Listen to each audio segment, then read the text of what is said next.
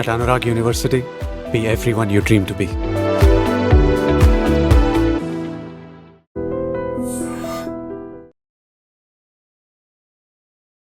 నమస్కారం. I dream ప్రేక్షకులకు స్వాగతం, సుస్వాగతం. అప్పుల ఊబిలో చాలామంది కొట్టుమిట్టాడుతూ ఉంటారు. దాని నుంచి బయటపడాలంటే ఏం చేయాలో అర్థం కాక సతమతమైపోతూ ఉంటారు. మరి అప్పులు తీరిపోవడానికి ఏం చేయాలి? అంతేకాదు ఏ రోజున ఎవరికి అప్పులు తిరిగి చెల్లించడం మంచిది, ఇది చాలామందికి తెలియని విషయం. సో ఇలాంటి సందేహాలు నివృత్తిపరచడానికి మనతో పాటు ఉన్నారు ప్రముఖ జ్యోతిషులు, వాస్తు పండితులు దేవులపల్లి బాలచంద్ర శర్మ గారు మనతో పాటు ఉన్నారు. వారితో మాట్లాడదాం. నమస్కారం గురువుగారు. నమస్కారం.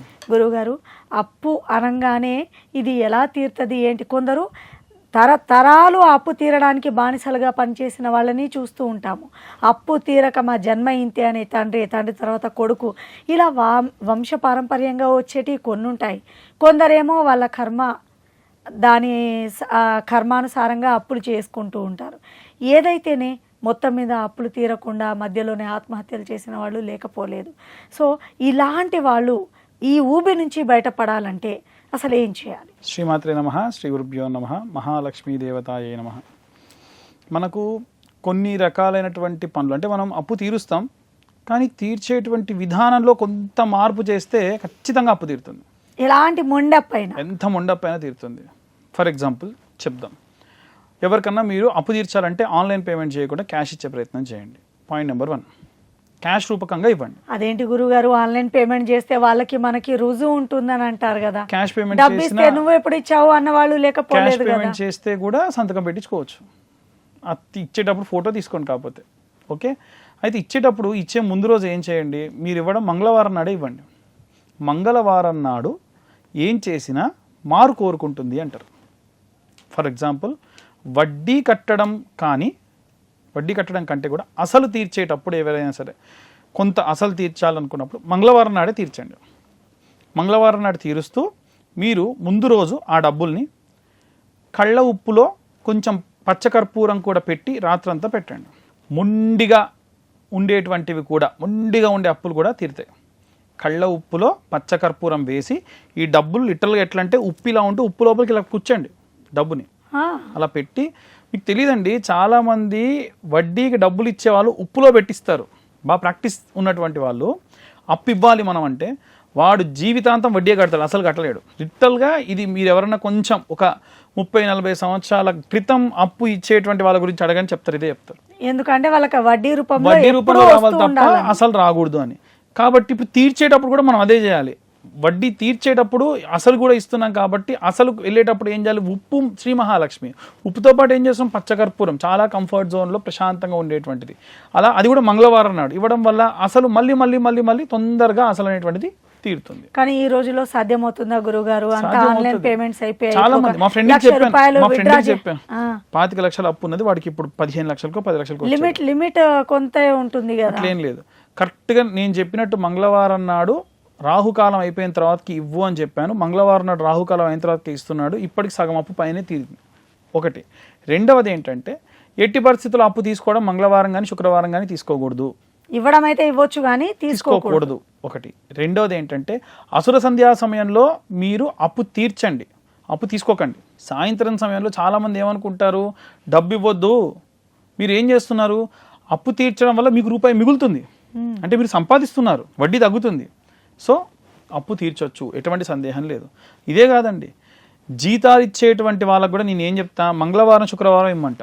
మంగళవారం కానీ శుక్రవారం కానీ ఒకటి ఇంట్లో అన్నం, బట్ట, పిల్లల చదువు, వీటన్నిటికి సంబంధించి మీరు డబ్బులు ఇస్తున్నారు. వాడు కష్టపడడానికే.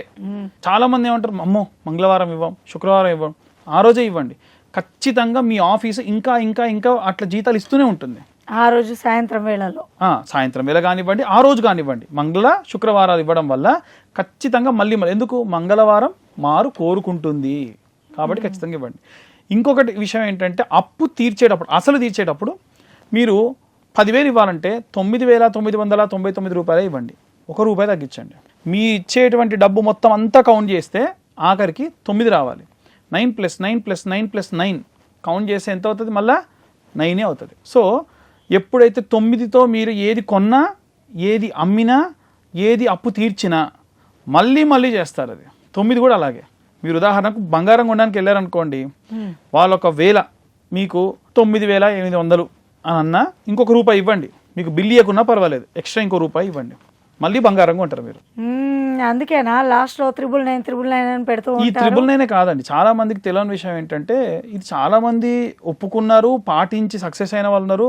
నేను పెట్టిన దానికి వెటకారంగా నన్ను బూతులు తిట్టి ఫేస్బుక్లో తిట్టిన వాళ్ళు కూడా ఉన్నారు. ఈ వీడియో మళ్ళీ వాళ్ళు చూస్తూ ఉండొచ్చు కూడా. ఖచ్చితంగా లిటరల్గా నన్ను వచ్చాడు ఇక సోది చెప్తున్నాడు అని అనుకుంటారు. కానీ పాటించి గురుగారు మీరు చెప్పింది నిజమండి, నేను చేసిన తర్వాత నాకు సక్సెస్ అయినా అని చెప్పి నాకు వాట్సాప్ చేసిన వాళ్ళు కూడా ఉన్నారు. కాబట్టి ఏదైనా ప్రాక్టీస్ ఒకసారి ఇప్పుడు ఎట్లాగో మీరు అప్పు తీర్చాలి కదా, ఉదాహరణకు అసలు ఇవ్వాలనుకుంటున్నారు, ఇవ్వాలి కదా, అదేదో మంగళవారం ఇవ్వండి, అది కూడా ఇలా 9తో క్లోజ్ అయితే ఇవ్వండి, ఒకసారి ట్రై చేయండి, పోయింది ఏముంది, జరిగితే మంచిగా. అంతే. ఒక ఉదాహరణ, వెంట్రుకతో కొండను వేసాము, పోతే వెంట్రుక, వస్తే కొండ. నేను ఇది చెప్తా, ఇటు తిరిగి మనకు కావాల్సింది ఏంటి, అవతల వాళ్ళు హ్యాపీగా ఉండాలి, నలుగురు బాగుండాలి, అందులో మనం ఉండాలి, ఆ విధంగా ఉంటే సరిపోతుంది కదా. సో ఇవి చాలా రకాల గ్రంథాల్లో, చాలా రకాల పుస్తకాల్లో కొంతమంది బాగా ఇట్లా చెప్పి ఎక్స్పీరియన్స్ చేసిన ఆస్ట్రాలజర్లు కూర్చొని మాట్లాడుకుంటున్నప్పుడు చాలా రకాలైనటువంటి వెరిఫికేషన్స్ అయిన తర్వాతకే చెప్తున్నాను నేను. సో ఖచ్చితంగా ఇలా చేయండి, ఖచ్చితంగా మంచి జరుగుతుంది. చాలా చక్కగా తెలియపరిచారు గురుగారు. శుక్రవారం, మంగళవారం ఈ 2 రోజుల్లో కనుక మీరు అప్పు తీర్చడానికి ప్రయత్నిస్తే వడ్డీతో సహా అసలు కడితే ఖచ్చితంగా అప్పులు బాధలు తీరడంతో పాటు మీరు బయటపడతారు. మీ ఫ్యామిలీకి ఆర్థిక ఇబ్బందులు లేకుండా ఉంటుందనడంలో ఎలాంటి సందేహం లేదని గురువుగారు చెప్పారు కదా. మీకు ఏదైనా సందేహం ఉంటే కామెంట్ రూపంలో రాయండి. నెక్స్ట్ టైం ఆ సందేహాలు నివృత్తి పరిచే ప్రయత్నం చేస్తాను. ధన్యవాదాలు గురువుగారు. ధన్యవాదాలు. And for more videos, Please subscribe to iDream. Please subscribe to iDream. Please subscribe iDream. And please subscribe to iDream. For more videos, subscribe to iDream. please like, share and subscribe to the channel. Congratulations, iDream. Subscribe to iDream. Subscribe to iDream. So subscribe to iDream Media. iDream ki iDream team andarki huge congratulations. Please subscribe iDream Media. Please subscribe to iDream. Subscribe iDream. Please subscribe to iDream.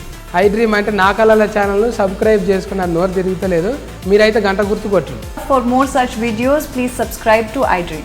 Subscribe to iDream. Please subscribe to iDream. Please subscribe iDream Media. Please do subscribe to iDream. Please subscribe to iDream Media. For best entertainment and information, please subscribe iDream. And don't forget to subscribe to iDream.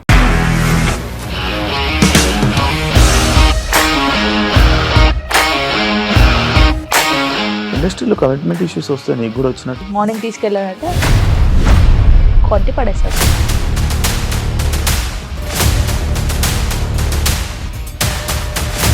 ఒక్కళ్ళు కూడా చూడలేదు ఈ cinema అని చెప్పడానికి కూడా చాలా ధైర్యం కావాలి. అది నిజం కదా, దాంట్లో ధైర్యం ఏంటి? నెక్స్ట్ డే ప్లేట్ మార్చేస్తే తప్పు కదా. As of now, we are comfortable this అని నేను అనుకుంటున్నాను. రష్మిక గారిది మీది ఒకే ఊరు అంట కదా? నీకు కోపం వచ్చిందంటే బాగా తిట్టేత్తరా? తిట్టేద్దామండి. నిజంగా గేమ్ ని ఎలా చేంజ్ చేయగలిగారు? ఏపీఎస్ఎఫ్సి వాళ్ళకి 6 నెలల్లో నేను 6 లక్షలు కట్టా. బిజినెస్ చేయాలనుకుంటే it is as difficult as riding a tiger.